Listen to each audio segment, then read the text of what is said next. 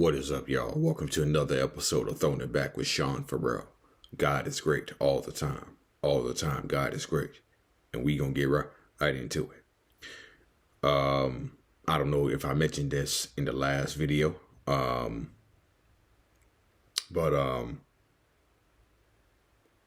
First of all, I'm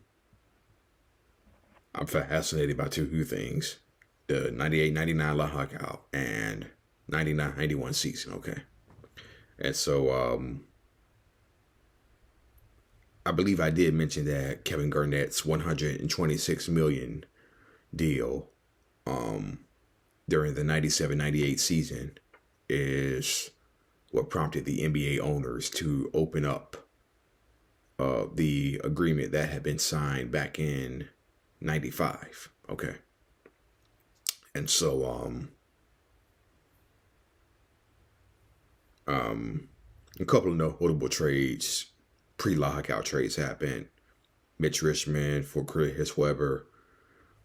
Nick Van Exel was traded to the Denver Nuggets on draft night. He was injured during the 98 season. Derek Fisher was starting, and he came off the bench for the rest of the season, including the playoffs. Antonio Daniels was traded to the Spurs.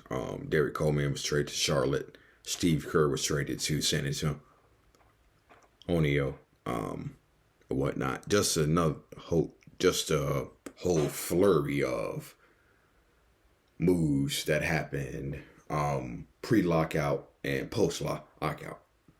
Just a whole flurry of moves that happened. Probably take me 2 weeks to get through those whole moves, but just some notable trades. Pippen signed with Houston. Latrell Sprewell signed with New York, of course. But I want to go back to the 1998 NBA Finals, okay?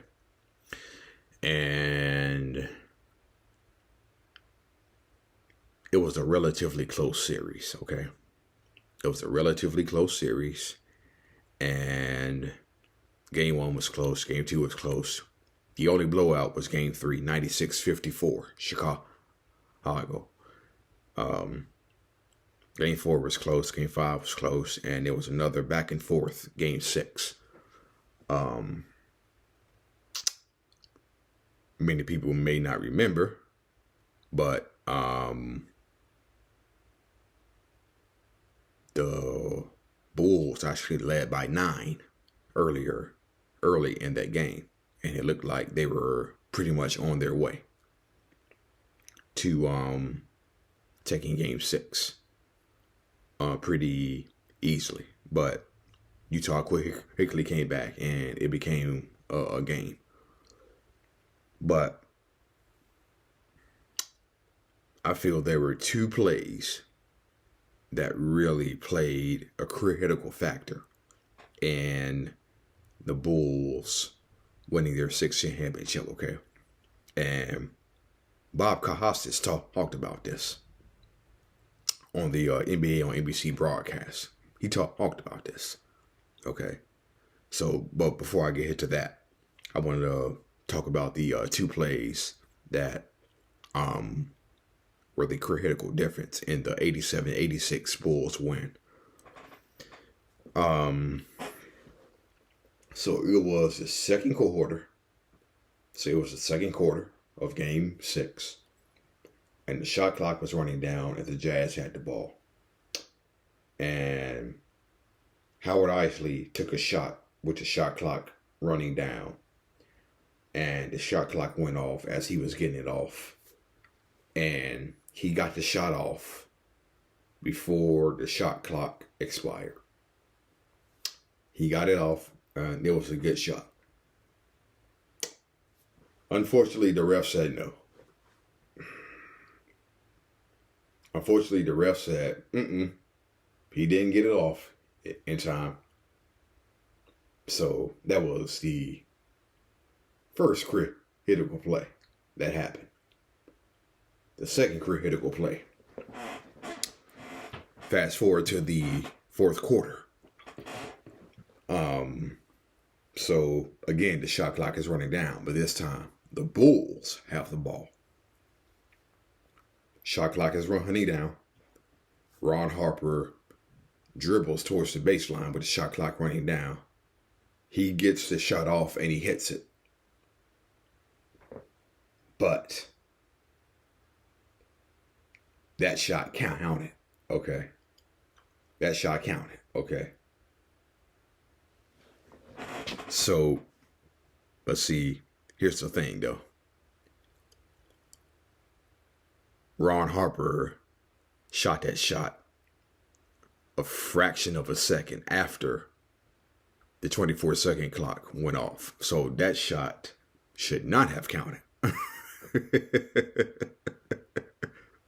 Think about that for a second. Okay. And this is what I was talking about when I said Bob Costas talked about it during the broadcast.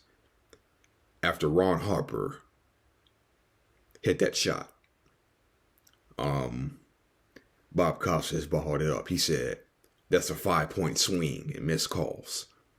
They took a Howard Isley 3 wrongly away, and they counted the Ron Harper shot, which he got off a fraction of a second short.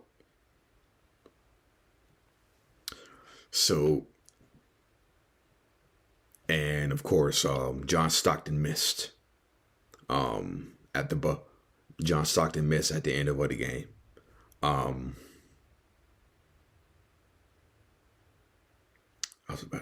lost my train of thought. Yeah, okay. Yeah, so when the game ended and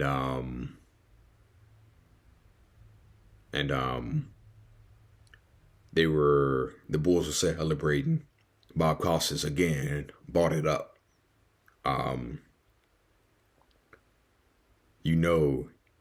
believe Bob Costas said, Utah fans are going to be thinking about that Howard Isley 3-pointer that was wrongly taken away from them all summer, which was made even worse because of the NBA lockout.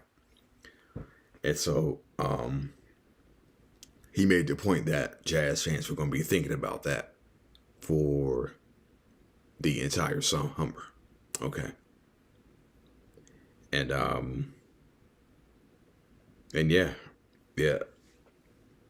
Those are the type of things right there that can, just imagine if that 3-pointer would have counted.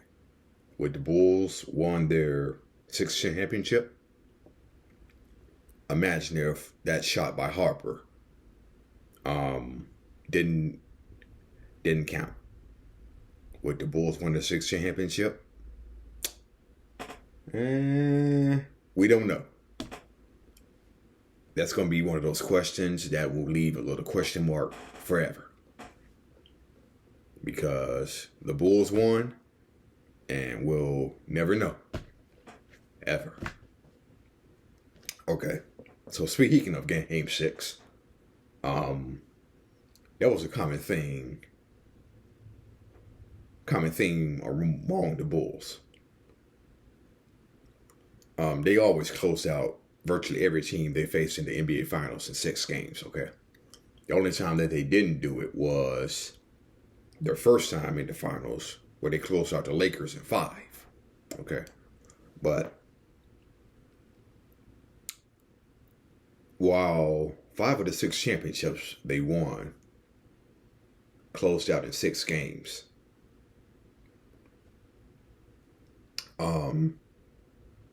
out of all of the 6 championships that they won during the 1990s, all of those games were close games, okay? They won 108 to 101 in 91 over the Lakers.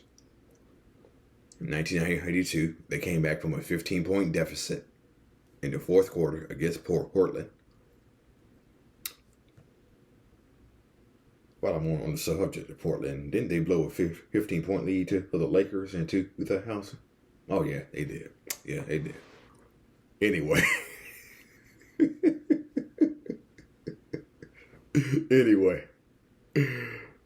And I just want to get this last little point here. Not only did Portland blow a 15-point lead in 1992 to the Bulls and in 2000, both times they blew a 15-point lead, who were those teams coached by? Phil Jackson. Oh, yeah. Okay. I'm done. I'm done, Portland. I'm done. Okay. Um, I'm done. 1993, Paxton's game-winning three closed out Phoenix 99-98. Then again, there was the Warriors. Then again, Horace Grant blocked Kevin Johnson's game-winning shot attempt. The only time it may not have been close was in 1996 when they closed out the Seattle Supersonics 87-75. Okay. But Game 6 in 97 was close. Utah had a big early lead. They came back, won that game. And then, of course, what I just talked about, the 98 finals. So, Game 6 was very good to the Chicago Bulls out of all the 6 championships that they won.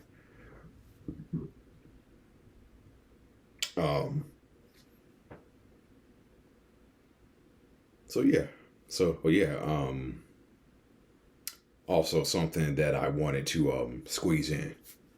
I talked about Nick Van Exel moments ago.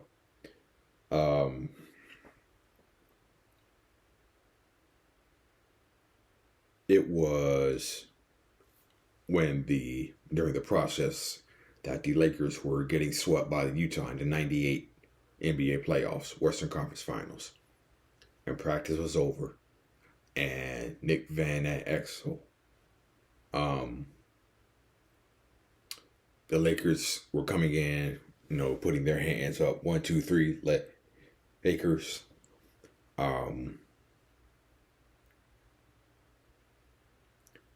And as they were saying 1, 2, 3 Lakers, Van Exel, there were Shaquille O'Neal claims that instead of saying Lakers, 1, 2, 3 Lakers, Van Exel said Cancun. So the Lakers are coming together. Got their hands in the air. 1, 2, 3, Cancun.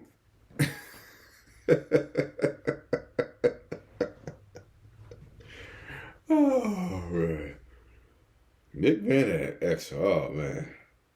Oh man. Now I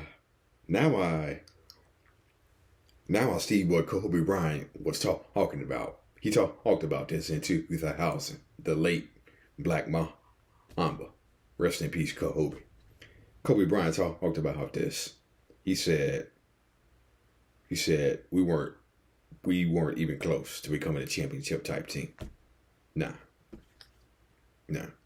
So you got to be all in, and I guess Nick Van Exel wasn't all in.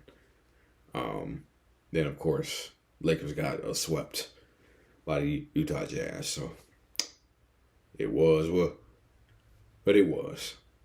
All right, that's it for Throwing It Back with Sean Farrell. I will be bringing y'all more horror content, so stay tuned. Peace out, y'all.